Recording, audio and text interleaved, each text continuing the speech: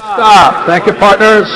All right. So if you just understand what makes people rich are assets, what makes people poor, liabilities. Really that simple. So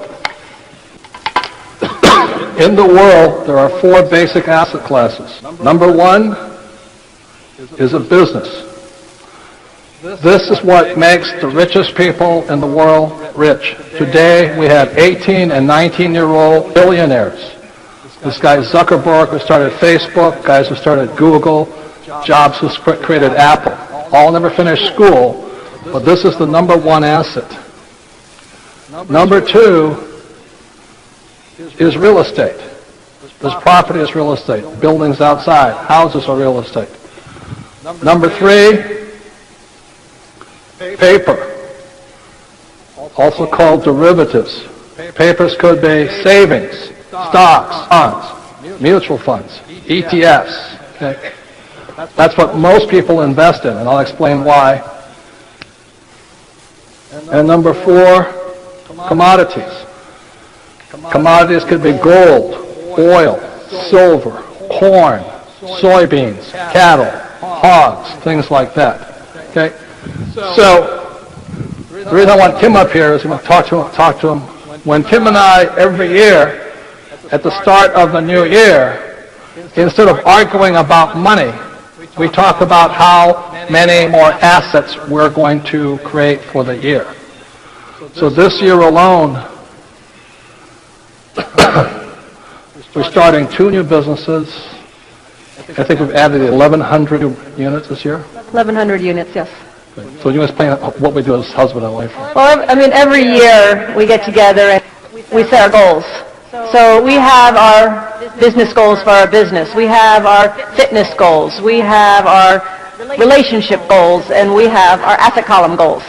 So every year we go through and go, how many assets do we want to add to the asset column? So, for example, Robert likes oil and gas. It's not my favorite.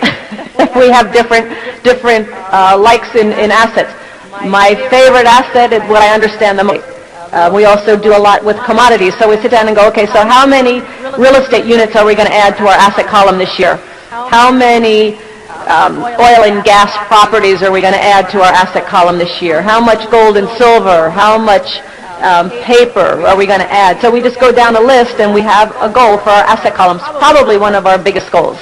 That and I would say our fitness goal is the 2 biggest goals. And the change for me in my mindset, the real shift for me in my mindset happened from shifting from, I was always taught to focus on income, to focus on my job salary, to focus on wages, to focus on my hourly rate if I'm a consultant, and if I can work more hours or I can raise my rates. I was always taught to focus on income. And the shift for me came when I started instead focusing on assets, because assets is what allowed Robert and I to become financially free. And when we became financially free in 1994, people assumed we had millions of dollars to live off of, but we didn't. We had $10,000 a month from our assets that went into our income column, so $10,000 a month from our assets, but our expenses, our living expenses, were only $3,000 per month.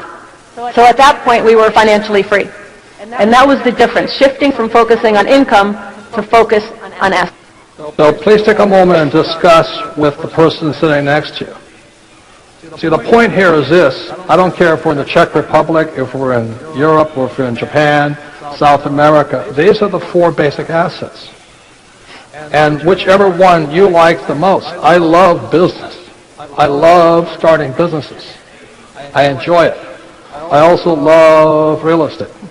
I actually like paper because I have millions of shares of stock. But it's millions of shares of stock of my company I took public, or Kim and I did, through what's called an IPO, initial public offering. We started a silver mine in South America, a gold mine in China, and then we just now started a copper mine in Argentina. Because I am an entrepreneur, but that's all business. And then we have commodities such as oil. I like oil because every month a check comes in. I don't invest in oil stocks. I want the oil production. We own the oil well. And all of you can do the same thing, no matter where you live today. And you know, of course, our whole thing is financial education. And so Robert was investing in oil and gas, and I didn't really know much about it. I wasn't all that interested. And so just a couple months ago, he and I flew to an oil field in California, of which we own a percentage of, and actually spent several hours learning, talking to engineers, talking to the people who are running it, understanding where it goes, how it works. And actually now I've become a lot more interested because I increased my education about oil and gas. But until that time, I had very little interest. And of course, when we put some money into it, I get real interested. So the education never ends. And I would add this, to get to 10,000 a month, I mean, it's a process. It is a process. I started in '89 with a little 2-bedroom, 1-bath house, and it was 5 years before Robert and I got to 10,000. So it's a process. I don't know why people think when it comes to building your wealth and building money, building a business, that it's going to happen overnight. That doesn't happen. It comes one step at a time, taking baby steps and growing and growing. So it took us 5 years to get here, and then it took us another about 15 years to get here. But my point is that it's a process, and it comes from learning, because I couldn't do a lot of the investments we do today. I couldn't do that when I didn't know anything. So I just started very small with very small money, very small projects, and just built from there. But it was a process. It takes time.